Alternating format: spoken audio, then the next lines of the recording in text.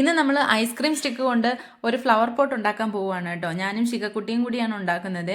അപ്പോൾ ഇത് നമ്മൾ ചോക്കോബാറൊക്കെ കഴിക്കുമ്പോൾ ഉള്ള സ്റ്റിക്കാണ് കേട്ടോ. അപ്പോൾ ആ സ്റ്റിക്ക് ഇച്ചിരി വീതി കൂടുതലാണ്. പണ്ടൊക്കെ ചെറിയ വീതിയിലായിരുന്നു കിട്ടിയിരുന്നത്. അപ്പോൾ അതെടുത്തിട്ട് സ്ക്വയർ ആയിട്ടാണ് ഉണ്ടാക്കുന്നത്. ആദ്യം ഒരു സ്ക്വയർ ബേസ് ഉണ്ടാക്കുക. അതിനുശേഷം ഒന്നിന് മേലിലായിട്ട് ഗ്ലൂവും കൂടെ യൂസ് ചെയ്തിട്ട് അത് സ്റ്റിക്ക് ചെയ്തെടുക്കുകയാണ് കേട്ടോ.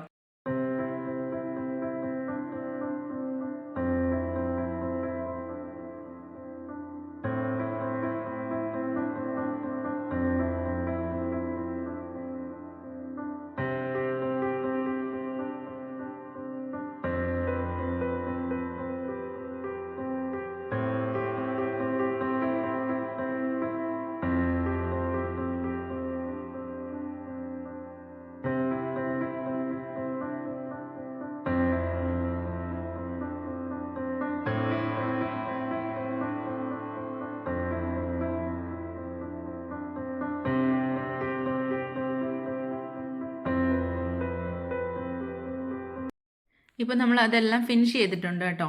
ഇനി ഇതിനെ അത് നന്നായിട്ട് സ്റ്റിക്ക് ആയതിന് ശേഷം നമ്മൾ തിരിച്ചു വയ്ക്കുക. അപ്പം എന്താ പോട്ട് ഇതുപോലെ കിട്ടുവേ.